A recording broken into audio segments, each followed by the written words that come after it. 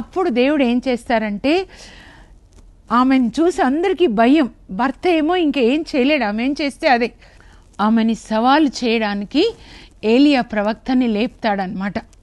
చూడండి, వీళ్ళని సినిమాల్లో కొన్నిసార్లు చాలా స్ట్రాంగ్గా ఉంటే స్ట్రాంగ్ హీరోని లేపుతారు, అలాగే దేవుడు అలా చేస్తారనమాట. అప్పుడు దేవుడు ఏలియాతో మాట్లాడతారు.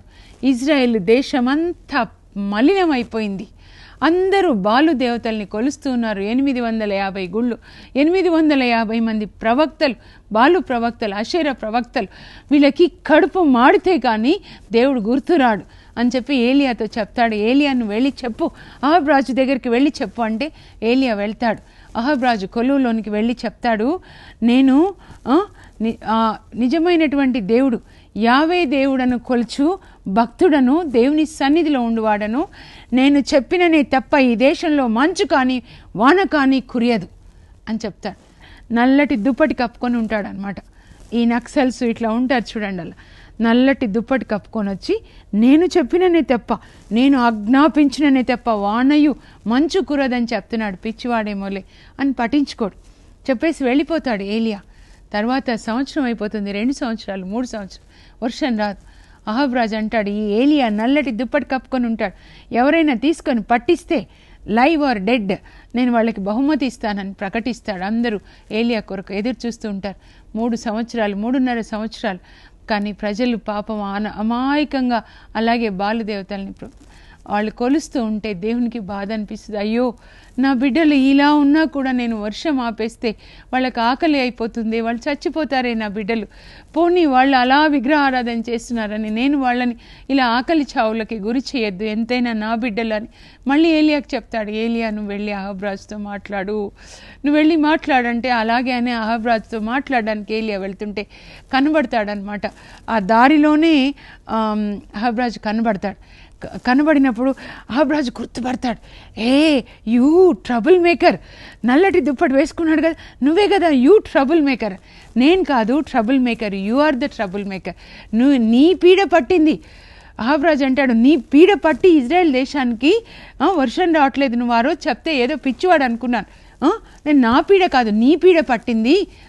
రేపు ప్రొద్దున కార్మెల్ కొండ మీదకి ఇజ్రాయెల్ ప్రజలందరినీ హాజరు కానిమ్ము, తీసుకొనిరా, జెసబెల్ రాణి పోషిస్తుందే 400 మంది, 450 మంది బాలు ప్రవక్తలు, 400 మంది అషేరా ప్రవక్తలు, వాళ్ళందరినీ కార్మెల్ కొండ మీద పోగు చేస్తే పీడ ఎవరి వల్ల ఇజ్రాయెల్కి పీడ పట్టిందో, ఈ కరువు వచ్చిందో నేను నిరూపిస్తాను అని ధైర్యంగా మాట్లాడతాడు ఏలియా ప్రవక్త అహాబ్ రాజుతో. అహాబ్ రాజు అలాగే అని చెప్పి, ఈయన మాటకి ఇంత బలం ఉందే అని చెప్పి చూద్దామని ఇజ్రాయెల్ ప్రజలందరినీ కార్మెల్ కొండకి తీసుకొని వస్తాడు. ఆయన కూడా వచ్చేస్తాడు.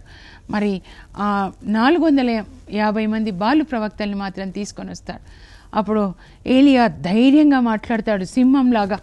సామెతలు 28:1 మరి the righteous will be as bold as lion, అంటే నీతిమంతులు సింహంలాగా ధైర్యంగా ఉంటారని చెప్తారు. రాజుకు ఆయన ఏం భయపడడం లేదు. 2 బలిపీఠాలు ఇక్కడ నిర్మించేసి 2 ఎద్దుల్ని తీసుకొని రండి, ఒకటి వీళ్ళు ఈ 450 మంది బాలు ప్రవక్తలకి, ఒకటి నాకు. వీళ్ళు ఈ బలిపీఠం మీద ఆ ఎద్దుని కోసి ముక్కలు చేసి దాని మీద ఉంచాలి.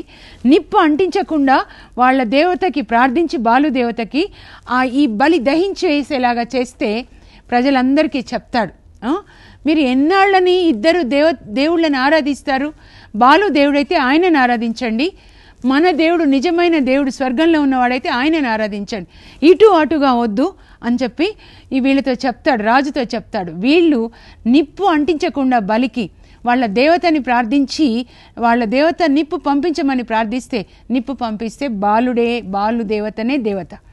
ఒకవేళ నేను కూడా ఈ బలి మీద ఈ ఎద్దుని కోసి ఆ బలిపీఠం మీద పెడతాను, నేను కూడా దేవునికి ప్రార్థించి నిప్పు పంపించు ప్రభు అన్నప్పుడు నిప్పు పంపిస్తే ఎవరు నిప్పు పంపిస్తారో వాళ్ళే నిజమైన దేవుడు, సరేనా అని ఆ 450 మందిని అడుగుతాడు, రాజుని అడుగుతాడు, ప్రజల్ని అడుగుతారు.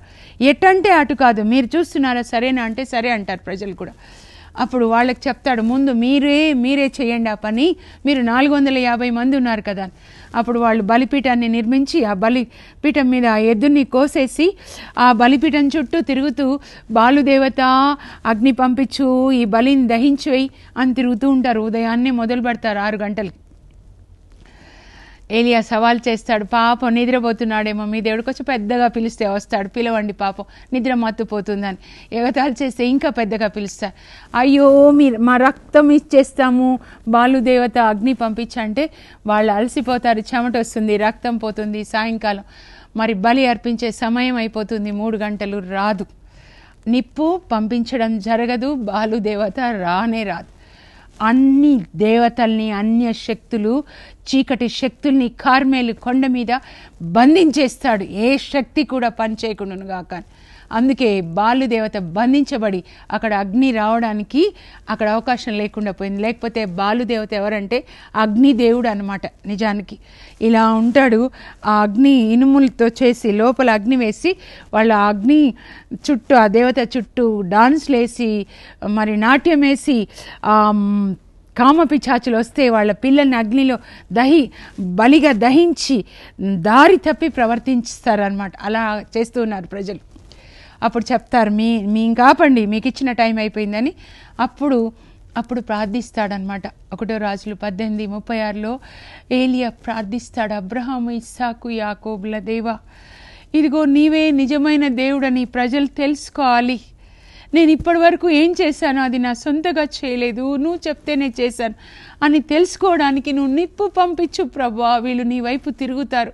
ఈ అజ్ఞానంగా విగ్రహారాధనలో లేకుండా ఉండడానికి ప్రభువా అగ్నిని పంపించి బలిని దహించివేయి అని ఏలియా ప్రార్థిస్తుంటాడు. పరలోకం తెరవబడుతుంది, అగ్ని దిగి వచ్చి ఆ బలిని దహించి వేస్తుంది.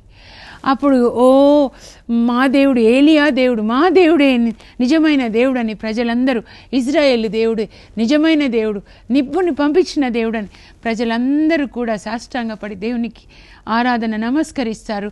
అలాగే అహబ్రాజు కూడా నమస్కరిస్తారు. ఆ తర్వాత ఏలియా ప్రార్థిస్తాడు, ప్రభువా కొండ మీద వర్షం ఇచ్చేయి నాయనా అని 7 సార్లు ప్రార్థిస్తే దేవుడు వర్షాన్ని ఇస్తారు. ఆవుకి ఎంత సంతోషమో. ఆ అమాయకుడు వెళ్ళి ఆ ప్యాలెస్కి వెళ్ళి సమారియాలో భార్యకి చెప్తాడు, ఈరోజు ఏం జరిగిందో తెలుసా.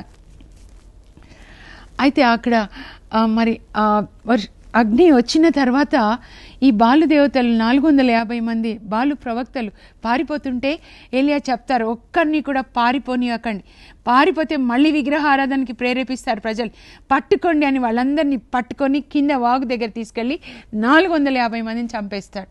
అంటే ఇప్పుడు మనం చంపాలని కాదు, దుష్ట శక్తుల్ని దేవుని శక్తితో మనం సంహరించాలన్నమాట. అప్పుడు చెప్తాడనమాట, అహబ్ వెళ్ళి భార్యకి అమాయకంగా, చూడు ఏలియా ప్రార్థిస్తే అగ్ని వచ్చింది తెలుసా, బలిని దహించి వేసింది తెలుసా, నీ బాలు ప్రవక్తలంతా చంపేశాడు, వాళ్ళ 450 మంది కలిసి ప్రార్థిస్తే ఎంత ప్రొద్దు నుంచి మధ్యాహ్నం వరకు నిప్పు రాలేదు, ఈయన 1 నిమిషానికి నిప్పు వచ్చింది తెలుసా అని అమాయకంగా చెప్తుంటే ఆమె ఇట్లా అయిపోతుంది అనమాట. ఇట్లా అయిపోయి, ఈరోజు నువ్వు నా బాలు ప్రవక్తల ప్రాణం తీసుకున్నావే, అదే రేపు ఈ సమయానికి, అదే సమయానికి రేపు ఈ పాటికి నేను నీ ప్రాణాలు తీయకపోతే ఏలియా నా దేవతలు నా ప్రాణాన్ని బలిగొందురుగాక అని ఏలియాని సవాల్ చేస్తుంది అనమాట. పాపం అంతసేపు ధైర్యంగా ఉంటాడు. 450 మంది బాలు ప్రవక్తలకి భయపడాడు, ఏలియాకి భయపడు, అహబ్రాజుకి భయపడాడు, కానీ జెజబెల్ని చూసి భయపడతాడు. కొంతమంది స్త్రీలు చూడండి, అధికారంలో ఉన్న వ్యక్తులకి భయపడరు కానీ వాళ్ళ కింద ఉన్న స్త్రీలకు భయపడతారు. పాపం ఈమెకి భయపడి పారిపోతాడు అనమాట. పారిపోతే దేవుడు మళ్ళీ ఆయనని తట్టి లేపుతాడు. ఒక పారిపోయి రేగు చెట్టు కింద పడుకుంటే దేవుడు పరలోకంచి చూసి దూతని పంపిస్తాడు. దూతని భోజనం ఇచ్చి పంపించి, లే నాన్న, భోంచేయి నాన్న అని దేవుడు తన ప్రవక్తల్ని కాపాడుకోడా, లే నాన్న అని దేవదూత తట్టి లేపుతాడు. ఇది చూడగానే లేవగానే రొట్టె కనపడుతుంది. భయం ఒకవైపు, మరి ఆకలేస్తుంది, రొట్టె తింటాడు, ప్రక్కన ముంతలో నీళ్లు ఉంటే తాగి మళ్ళీ పడుకుంటాడు. భయం వేస్తే చూడండి పడుకుంటాం కదా, భయం తప్పించుకోవాలని. ఆ తర్వాత మళ్ళీ దూత తట్టి లేపి, లే నువ్వు ఇది మళ్ళీ తినేసి నువ్వు నడవాలి హోరేబు కొండ కంటే సీనాయి పర్వతాన్ని. అప్పుడు అది తిన్న తర్వాత 40 దినాలు తర్వాత ఆయన ఏలియా హోరేబు కొండకి నడుస్తాడనమాట. అక్కడ దేవుడు ఆయనతో మాట్లాడతాడు. ప్రభా, ఇదిగో అందరూ ఈ ఇజ్రాయెల్ దేశంలో ప్రవక్తలను అందరినీ చంపేశారు, మిగిలింది నేను ఒక్కడనే. ఇప్పుడు నన్ను కూడా చంపడానికి వాళ్ళు నా ప్రాణాలు తీయడానికి చూస్తున్నారు. దేవుడు అప్పుడు చెప్తారు, నీ ప్రాణం నా చేతిలో ఉంటుంది, ఆమె చేతిలో ఉండదు, నీ ప్రాణం చూడు అని చెప్పి దేవుడు తర్వాత ఆయనని ఈ లోకంలో మరణించకుండానే పరలోకం నుంచి అగ్ని రథాలని పంపించి జెజబెల్ని సవాల్ చేస్తూ, నా భక్తుని ప్రాణం నీ చేతిలో ఉంటుందా? నా చేతిలో ఉంటుంది, నువ్వు చంపుతా అన్నావా? అసలు ఆయన చావకుండానే నేను పరలోకాన్ని తీసుకెళ్తానని దేవుడు అగ్ని రథాలు, దూతలు నడిపించి అగ్ని రథాలని పరలోకం నుంచి పంపించి ఏలియాని పరలోకానికి తీసుకొని వెళ్తాడనమాట. అది తర్వాత జరుగుతుంది. ప్రార్థన చేసుకుందాం. పరలోకపు మా తండ్రి, మీ పరిశుద్ధ నామం నాకు స్తోత్రం కలుగును గాక. ప్రభా, మరి అహబ్ రాజు చరిత్ర అలాగే ఏలియా చరిత్ర మేము తెలుసుకున్నాం. ప్రభా, అహబ్ రాజు అన్య స్త్రీని వివాహం ఆడి ఆయన కూడా అన్య దేవతల్ని ఆరాధించి ఇజ్రాయేలు ప్రజలు కూడా అన్య దేవతలు, బాలు దేవతల్ని ఆరాధించేలాగా చేసి మీ కోపాన్ని రెచ్చగొట్టాడు. ప్రభా, ఫలితంగా మీరు 3.5 సంవత్సరాలు వర్షం లేకుండా చేసి ఇజ్రాయేలు ప్రజలు ఆకలితో మలమలలాడేలాగా చేశారు. తండ్రి, మేము ఎప్పుడూ కూడా అలాంటి పని చేయకుండా, అహబ్లాగా మీ హృదయాన్ని గాయపరచకుండా, మీ కోపాన్ని రెచ్చగొట్టకుండా ఉండడానికి కృప దయచేయండి. ప్రభా, మీకు నేను తప్ప మరొక దేవుడు లేడు అని మీరు చెప్తున్నారు కనుక తండ్రి నాయనా, మేము వేరే దేవతల్ని ఆరాధించకుండా మాకు కృపని దయచేయండి. ఏలియా ఎలా సవాలు చేశాడు, ఇజ్రాయేల్ దేశం అంతా కూడా జెజబెల్ రాణికి భయపడి విగ్రహారాధనకి వాళ్ళు లోబడినప్పుడు ప్రభా, లొంగినప్పుడు ఏలియా మీ కొరకు మండాడు ప్రభా, మీకోసం ఒక్కడే నిలబడ్డాడు ప్రభా. రాణి చంపాలనుకున్నప్పుడు కూడా మీ కొరకు నిలబడ్డాడు, ప్రాణాలకి తెగించి ప్రభా మీకోసం నిలబడ్డాడు. మేం కూడా ప్రాణాలకి తెగించి రిస్క్ తీసుకొని ప్రభా మీ కొరకు నిలబడడానికి కావలసిన ధైర్యాన్ని, పరిశుద్ధాత్మ శక్తిని మాకు దయచేయండి. యేసు నామంలో అడుగుచున్నాం తండ్రి, ఆమేన్.